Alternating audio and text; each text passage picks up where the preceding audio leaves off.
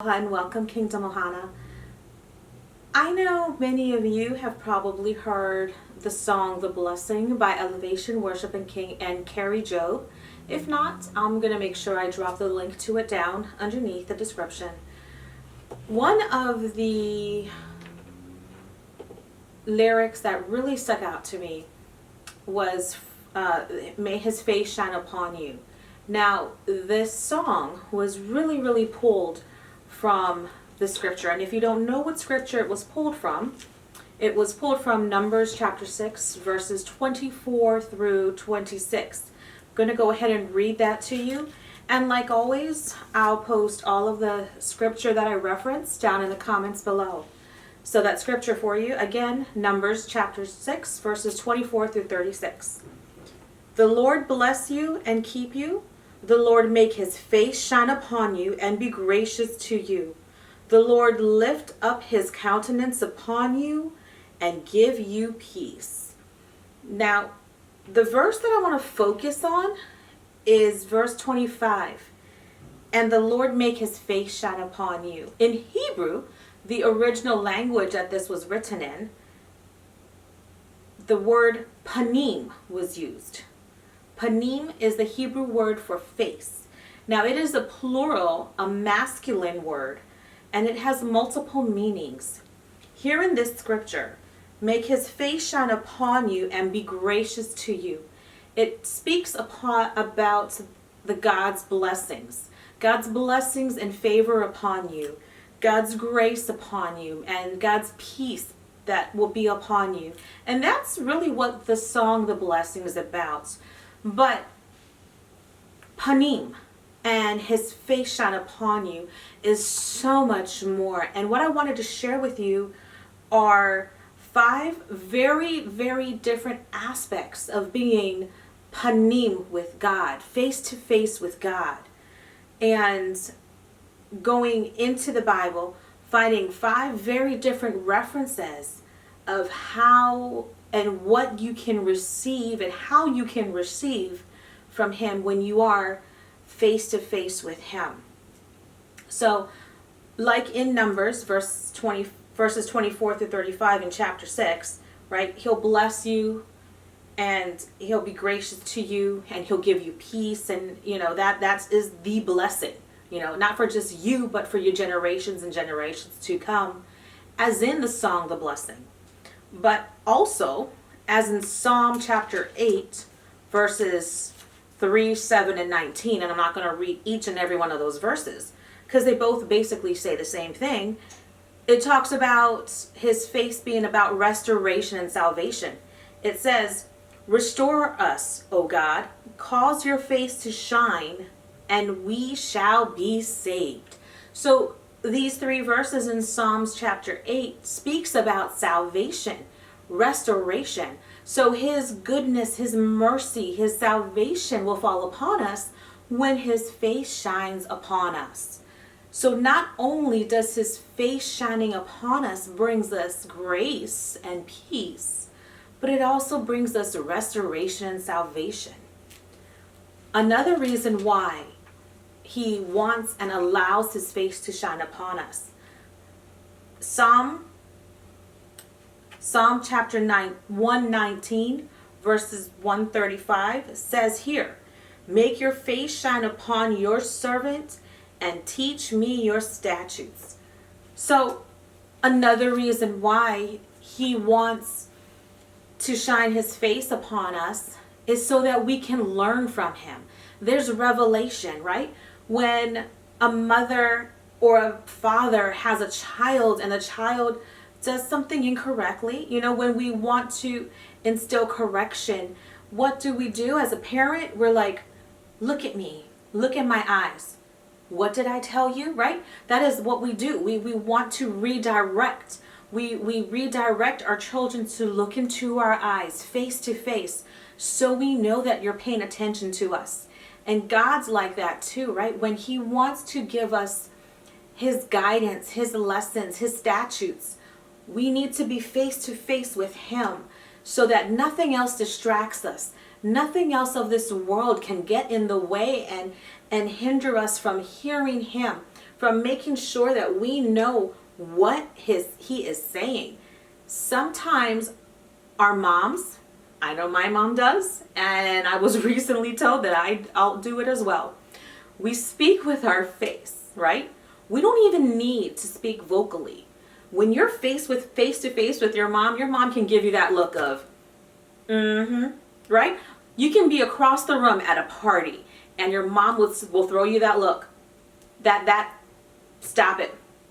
Stop that right now look, right? Like, you don't want me to come over there look, right?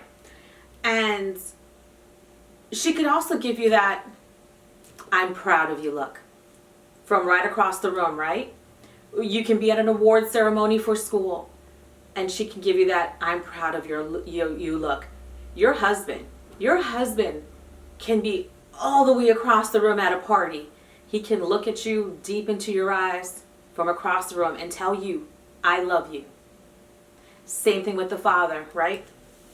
If you're face to face with him, he can still communicate with you. He doesn't even need to say a word. He can teach you as long as you are face to face with him. Another reason why he wants to be face to face with you, and probably what I feel is one of the more important reasons why he wants to be face to face with us, is because he loves us so much. Yes, he loves us as our children. He loves us as who we are, but he loves us also as our friend. Exodus chapter 33, verses 1 through 11.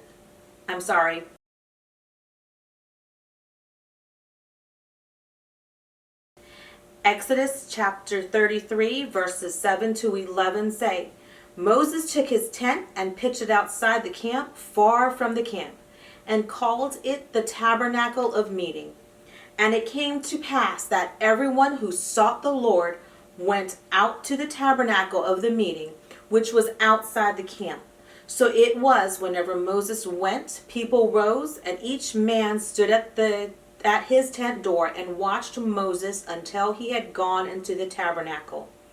And it came to pass, when Moses entered the tabernacle, that the pillar of cloud descended and stood at the door of the tabernacle, and the Lord talked to Moses.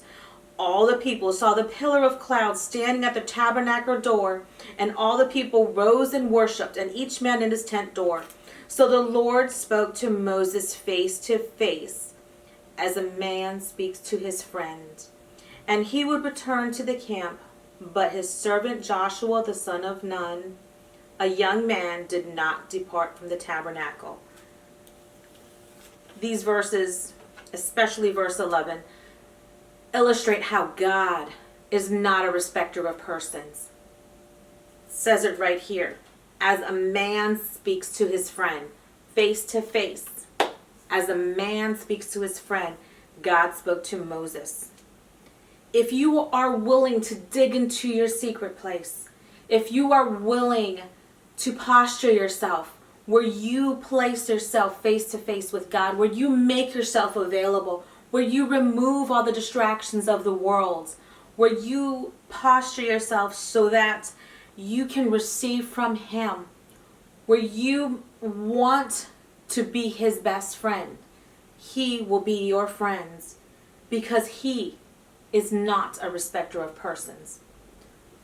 Finally, he wants to be face to face with you because his glory, his power is transformative.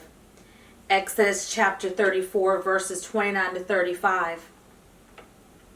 It says, Now it was so, when Moses came down from Mount Sinai, and the 2 tablets of the testimony were in Moses' hand when he came down from the mountain, that Moses did not know that the skin of his face shone while he talked with him. So when Aaron and all the children of Israel saw Moses, behold, the skin of his face shone, and they were afraid to come near him. Then Moses called to them, and Aaron and all the rulers of the congregation returned to him, and Moses talked with them. Afterward, all the children of Israel came near, And he gave them as commandments all that the Lord had spoken with him on Mount Sinai. And when Moses had finished speaking with them, he put a veil on his face. But whenever Moses went before the Lord to speak with him, he would take the veil off until he came out, and he would come out to speak to the children of Israel whatever he had been commanded. And whenever the children of Israel saw the face of Moses, that the skin of Moses' face shone, then Moses would put on the veil on his face again until he went in to speak with him. As kingdom ambassadors, as heirs to his throne, we have the ability to receive God's glory, God's powerful, radiating glory. However, we must posture ourselves so that we can be face to face with him. Panim. Panim has so many different facets, different uses. So we must remember that if we want to be face to face with God, there is so much more than his blessing, his grace that we can receive. We can receive restoration when we're face to face with him. We can receive instruction and guidance when we're face to face with him. We can receive a deep friendship when we're face to face with him. And we can receive his transformative power and glory when we are face to face with him. I challenge you to dig deep into your secret place. Allow yourself to be face to face with your Creator, your Father, because he loves you so much. Because he wants to be your best friend. Because he yearns for you and only you. Mahalo, Kingdom Ambassadors. And thank you for allowing me to equip you, Kingdom Ambassadors, with Aloha.